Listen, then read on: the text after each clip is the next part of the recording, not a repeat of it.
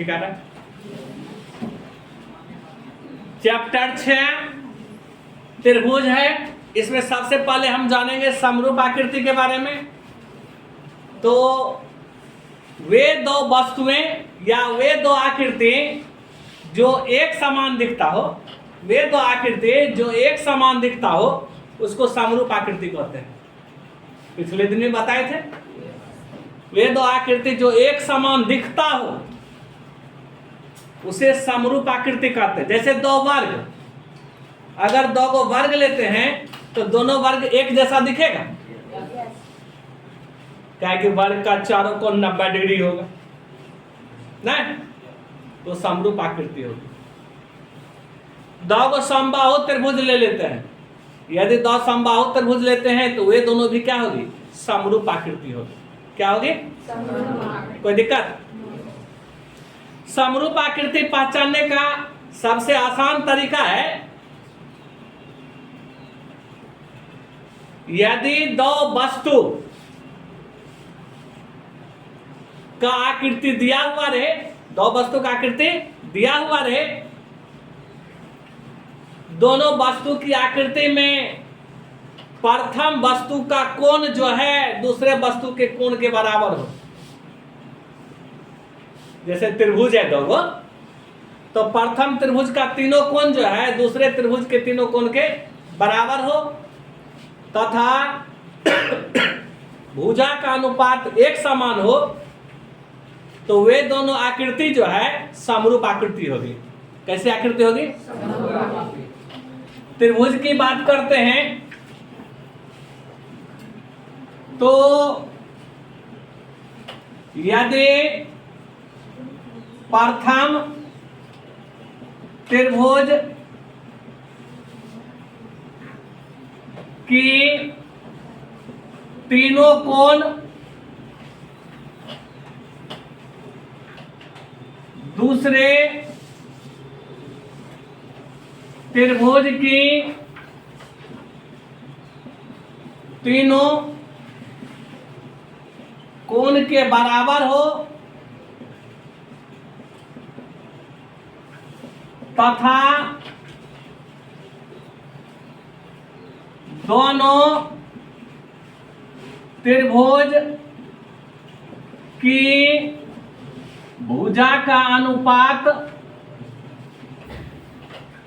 भी बराबर हो, तो वे दोनों त्रिभुज समरूप होंगे। कैसा होगा? समरूप। मतलब ये दो त्रिभुज दिया हुआ है, देखो एक त्रिभुज यहां दिया हुआ है ए बी सी, एक त्रिभुज यहां दिया हुआ है पी क्यू आर। अगर ये कोण 40 है तो ये भी कोण कितना है? 40। ये कोण 60 डिग्री है, ये भी कोण कितना है? 60 डिग्री। ये कोण 80 डिग्री है, ये भी कोण क्या है? इसका मतलब ये दोनों त्रिभुज कैसी है? समरूप। कोई दिक्कत? भुजा का अनुपात भी बराबर होगा। जैसे ये 2 है, अगर ये 1 है, ये 3 है, ये 6 है, ये 4 है, ये क्या है? 8। देखो अनुपात बराबर हो, 1 दूना 2, 4 दूना 8, 3 दूना 6। तो ये दोनों कैसी आकृति होगी? समरूप। उसी तरह अगर दो को त्रिभुज दिया हुआ रहे, प्रथम त्रिभुज का चारों कोण दूसरे त्रिभुज दो चतुर्भुज दिया हुआ रहे, और प्रथम चतुर्भुज का चारों कोण दूसरे चतुर्भुज के चारों कोण के बराबर हो जाए, और दोनों चतुर्भुज की भुजा का अनुपात क्या हो जाए? बराबर हो जाए, तो वे दोनों भी कैसी आकृति हो जाएगी? कोई दिक्कत?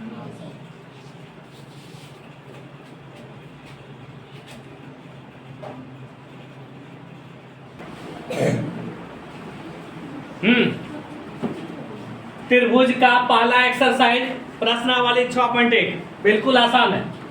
कह रहा है कोष्ठकों में दिए गए शब्दों में से सही शब्दों का प्रयोग करते हुए रिक्त स्थान को भरिए। सही शब्दों का प्रयोग करते हुए रिक्त स्थान को भरिए। तो पहला क्वेश्चन है सभी वृत्त डैश होते हैं। तो बताओ दुनिया में जितना भी वृत्त है सब एक जैसा दिखता है कि नहीं? सिर्फ छोटा बड़ा होता है ना। तो समरूप होगा कि समंजसम होगा? क्या होगा? समरूप होगा। तो इसमें क्या भरा जाएगा? समरूप भरा जाएगा। कोई दिक्कत हो? अगला क्वेश्चन सभी वर्ग डैश होते हैं।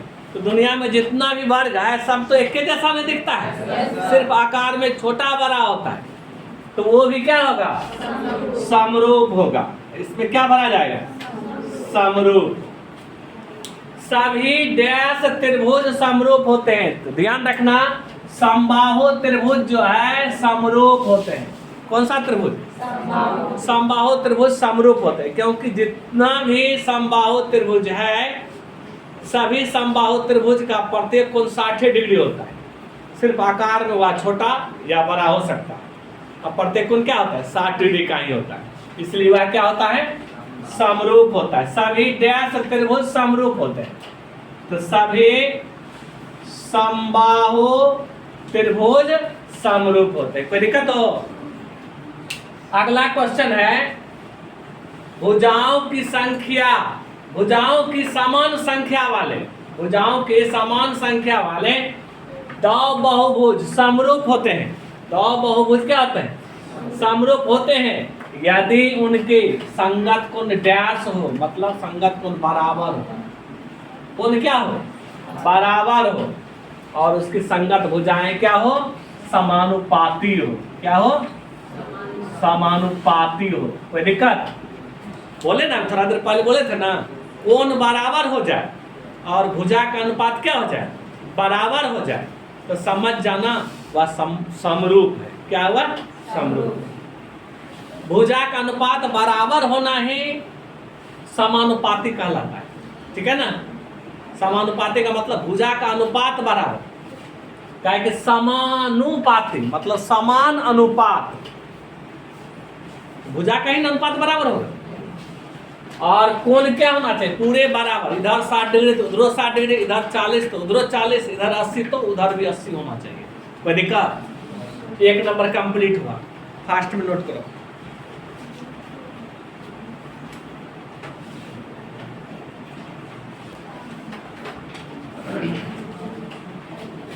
अगला सवाल है निम्न युग्मों के दो भिन्न भिन्न उदाहरण दीजिए। नंबर 1 समरूप आकृति। समरूप आकृति दी हुई है। 1 नंबर में लिखा हुआ है समरूप आकृति। दो को उदाहरण देना है नुनू, जो कि समरूप आकृति के अंतर्गत आता है। दो समबाहु त्रिभुज समरूप आकृति होगा कि नहीं? दो समबाहु त्रिभुज क्या होगा? समरूप आकृति होगा ना?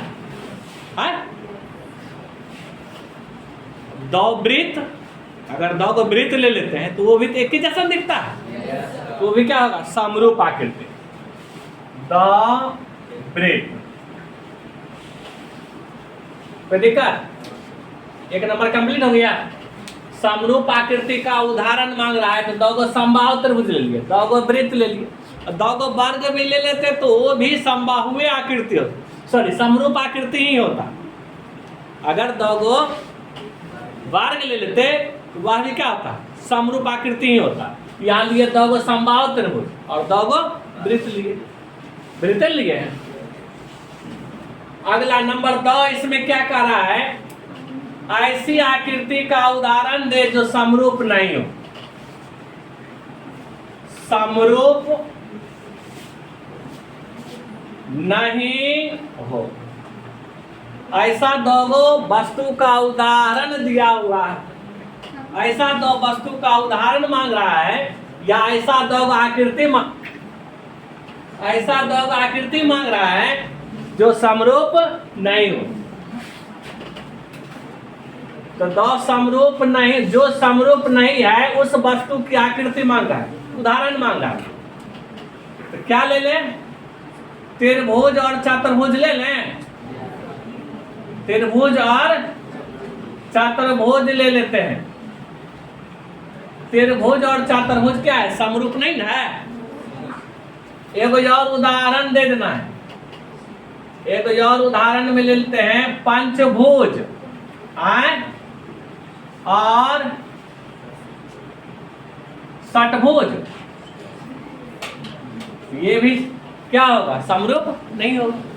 तो देखा तो त्रिभुज और चतुर्भुज द्वौ आकृति अगर लेते हैं तो समरूप नहीं होगा। अब पंचभुज और षटभुज ले लेते हैं तो वह भी क्या होगा? समरूप नहीं होगा। अगला 3 नंबर का क्वेश्चन बता दिए जी।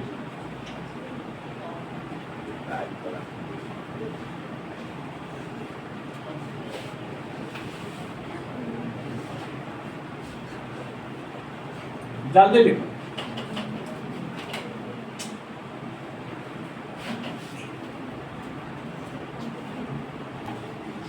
अगला क्वेश्चन है, बताइए कि निम्नलिखित चतुर्भुज समरूप है या नहीं।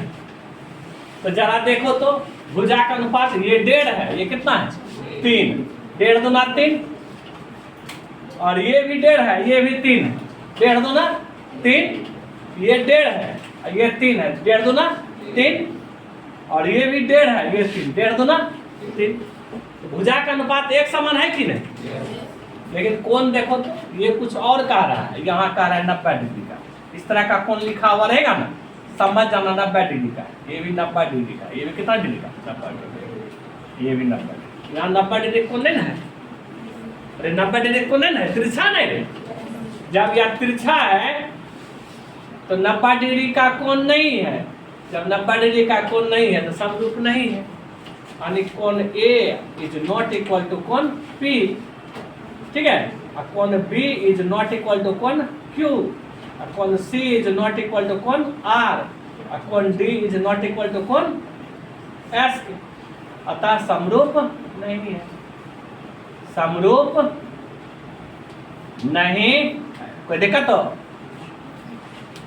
अरे भुजा का अनुपात बराबर है, 1.5 दूना 3 हो रहा है सब में, लेकिन कोणवा तो बराबर नहीं है, इसलिए यह समरूप नहीं है। नोट करो।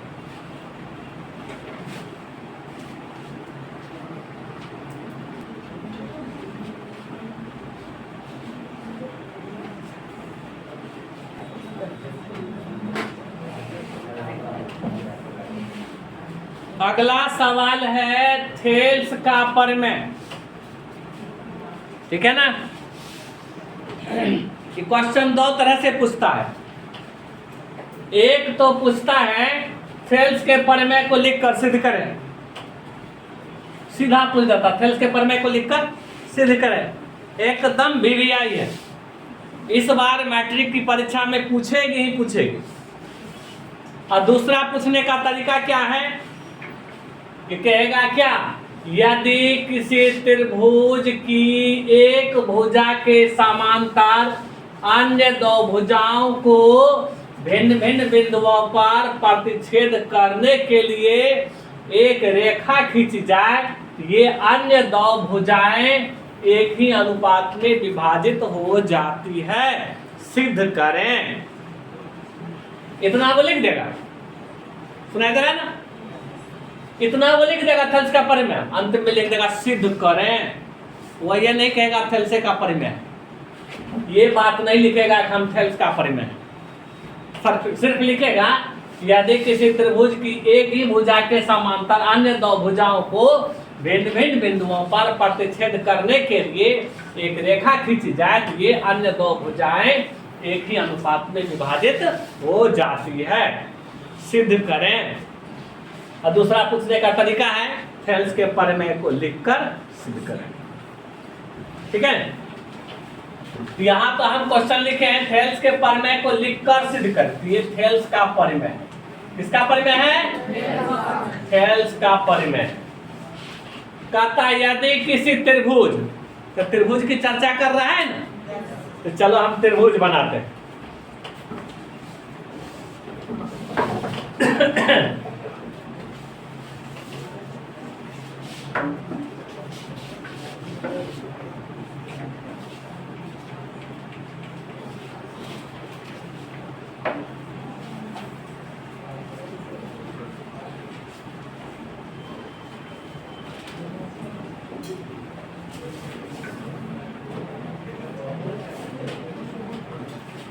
ये त्रिभुज बना है, दिखाई दे रहा है, त्रिभुज है। त्रिभुज में इसका नाम लिख देते हैं ए बी सी। कह रहा है एक ही भुजा के समांतर, एक भुजा के समांतर, एक भुजा के समांतर एक रेखा खींचते हैं। तो किसके समांतर खींचे? तो बीसी के समांतर खींचते हैं। ये बीसी है ना, इसी के समांतर एक रेखा खींचते हैं।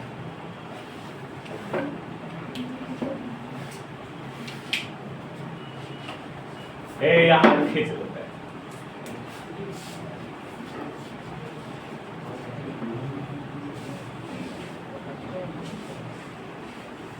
देखो बीसी के समांतर एक रेखा खींचे, ये रेखा जो है ए बी को एक बिंदु पर काटती है, एसी को भी एक बिंदु पर काटती है ना।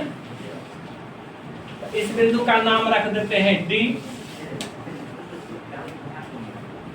और इसका नाम रख देते हैं क्या चीज? कोई दिक्कत हो? इसका नाम रखते हैं डी, इसका नाम क्या रखते हैं?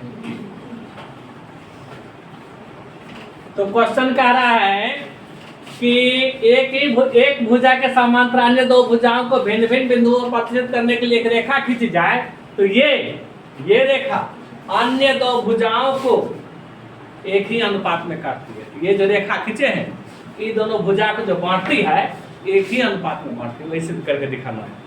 तो थोड़ा सा माना, तो इसके बारे में डिक्लेरेशन लिख देते हैं कि माना कि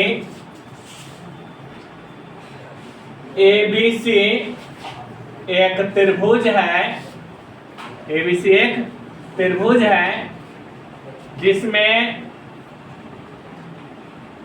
BC समांतर D, कारण समांतर खींचा गया, जिसमें BC समांतर D एक रेखा खींची गई है, एक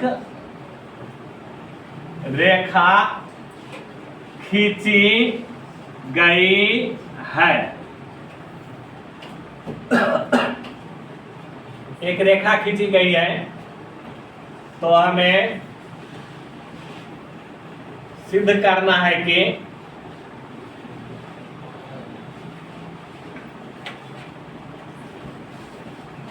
एक ही अनुपात में बांटती है, मतलब AD बटा BD बराबर क्या होता है? AE बटा EC, AE बटा EC। यही सिद्ध करके दिखाना है। क्या सिद्ध करके दिखाना है? AD बटा BD बराबर AE बटा EC। पहले कर इसके लिए रचना डालते हैं। तो रचना कहते किसको हैं? अपने मन से इस त्रिभुज में जो रेखा खींचेंगे ना, क्वेश्चन के अनुसार नहीं, अपने मन से इस त्रिभुज में जो रेखा खींचेंगे ना, तो वही रचना कहलाएगी। अपने मन से क्या खींचते हैं तो जरा देखो। डी से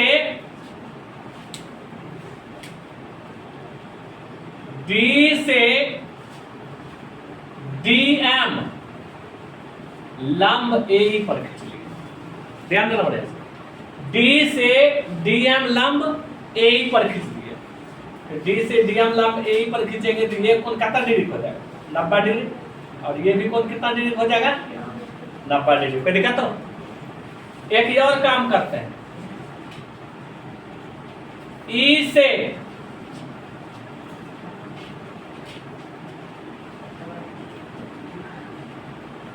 EN लंब AD पर खींचे, D से DM लंब AE पर खींचे, E से EN लंब AD पर खींचे, ठीक है ना। और क्या किए हैं? बीई को मिला दिए, बीई को मिला दिया, प्रयास देखना, और सीडी को भी मिला दिए,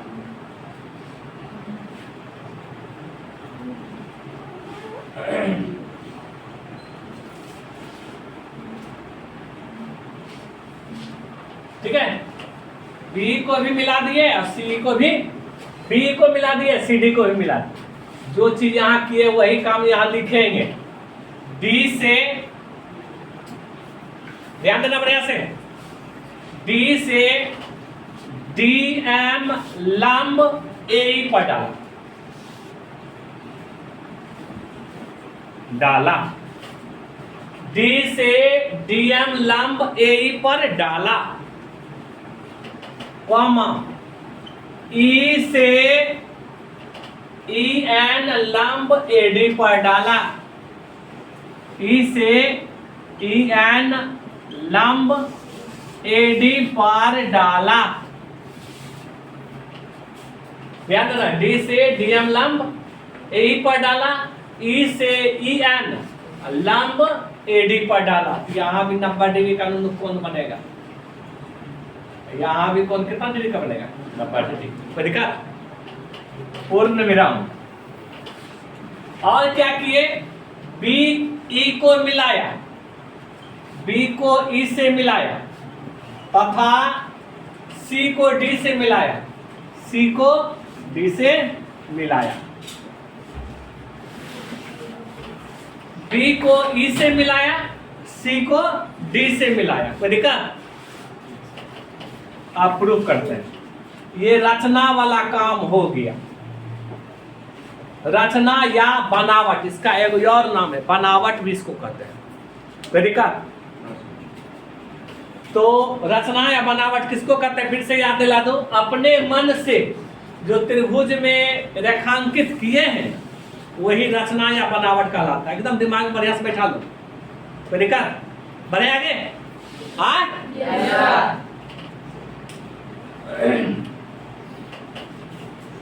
चूंकि डी से डीएम लंब ए पर डाला, यही काम लिखते हैं जी।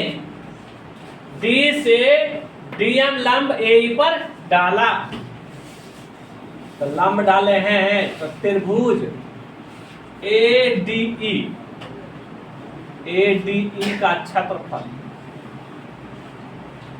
बराबर, अब डी से डीएम लंब ए पर डाले तो इसका मतलब मान लेते हैं ई एन नहीं है, ई एन नहीं है, सिर्फ डीएम है। तो त्रिभुज ए डी ई का क्षेत्रफल, किसी भी त्रिभुज का क्षेत्रफल बराबर होता है हाफ गुना आधार गुना ऊंचाई। किसी भी त्रिभुज का क्षेत्रफल बराबर क्या होता है,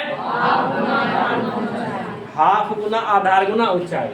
हाफ गुना आधार हो गया ए, जिस पर लंब डालते हैं ना, दिमाग में बढ़िया से बैठा लो, जिस पर लंब डालते हैं ना उसी को हम आधार कहते हैं।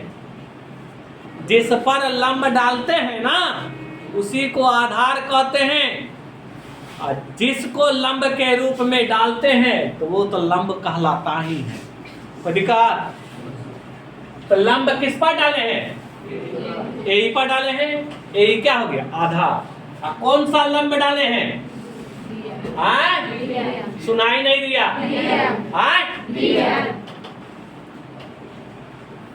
डीएम। लगता है तुम लोग खाना खाकर नहीं आए। तो त्रिभुज एडीई का क्षेत्रफल हो गया। अब निकालेंगे त्रिभुज सीडीई का क्षेत्रफल। त्रिभुज सीडीई का क्षेत्रफल बराबर हाफ गुना, चलो ऊंचाई तो यही ना रे, क्या है, ऊंचाई डीएम, आधार तब कुछ होगा ईसी होगा, पूरे नहीं लेंगे। क्या कितने को त्रिभुज लिए हैं, यही त्रिभुज खाली लिए, इतने को त्रिभुज लिए हैं। हाफ गुना आधार क्या होगा, ईसी, और ऊंचाई क्या होगा, आई डी एम। अब दोनों में भाग दे दो, ये दोनों में भाग दे दो। त्रिभुज ADE का क्षेत्रफल बटा त्रिभुज CDE का क्षेत्रफल बराबर, ऊपर वाला कितना है, हाफ गुना AE गुना DM, नीचे वाला कितना है, हाफ गुना EC गुना DM। कुछ कटेगा क्या, हाफ हाफ कट गया, DM DM कट गया, कोई दिक्कत तो इस जगह लिख रहा हूं। ये जो त्रिभुज ADE का क्षेत्रफल है इसको संक्षेप में लिख सकते हैं, क्या लिखेंगे, AR लगाएंगे, इसका मतलब एरिया हो गया। AR लगाएंगे तो क्या हो जाएगा, एरिया ऑफ त्रिभुज ADE बटा नीचे वाला त्रिभुज DE CDE है, एरिया ऑफ त्रिभुज CDE बराबर कौन सी बच लो, AE बटा कौन सी EC। समीकरण करता है, कोई दिक्कत नहीं ना, आगे बढ़े।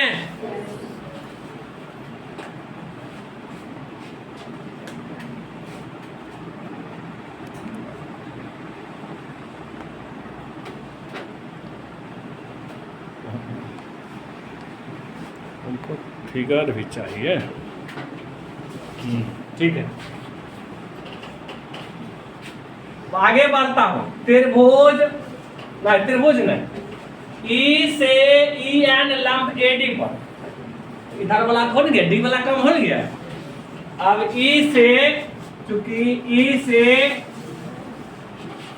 EN लंब कौन सी पर डाले, AD पर डाला गया,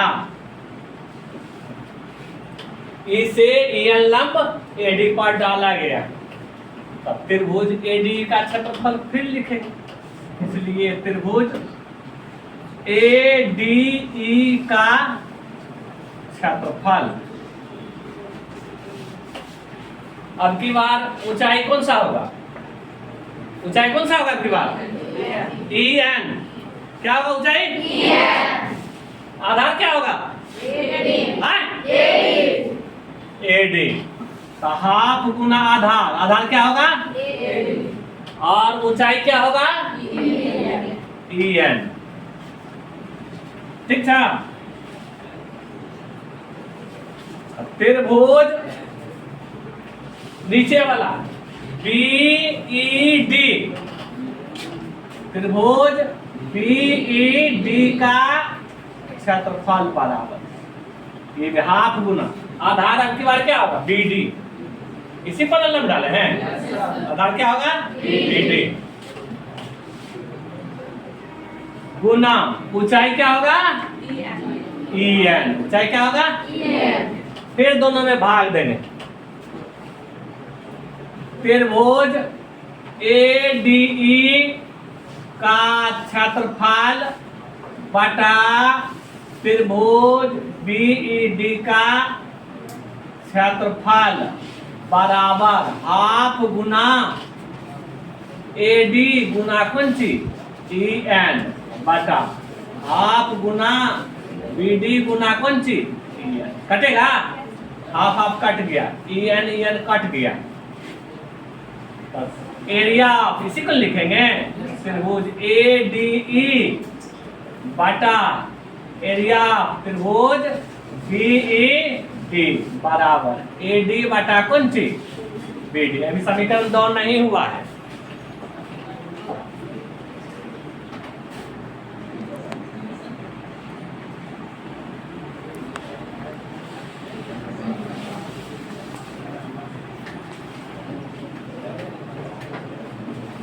कोई दिक्कत नहीं, आता आगे बढ़े। क्योंकि ध्यान दो,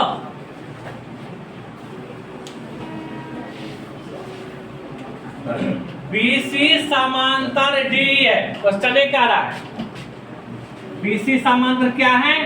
DE। BC समांतर D है। BC समांतर क्या है? D है।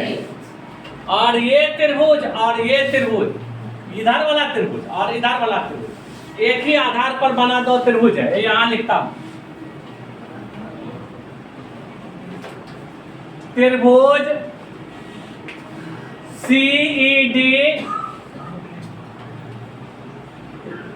तथा त्रिभुज BCD तथा त्रिभुज BCD एक ही आधार DE पर बना त्रिभुज है। ध्यान देना बढ़िया से। त्रिभुज CDE और त्रिभुज BCD एक ही आधार D पर बना दो त्रिभुज है। जब दो त्रिभुज है एक ही आधार पर बना है तो स्वाभाविक है कि दोनों का क्षेत्रफल बराबर होगा।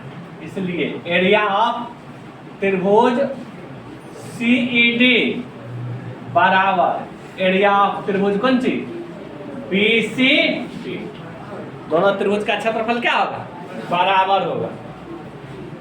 ठीक है, त्रिभुज का क्षेत्रफल बराबर होगा तो यहां से चलो, इसलिए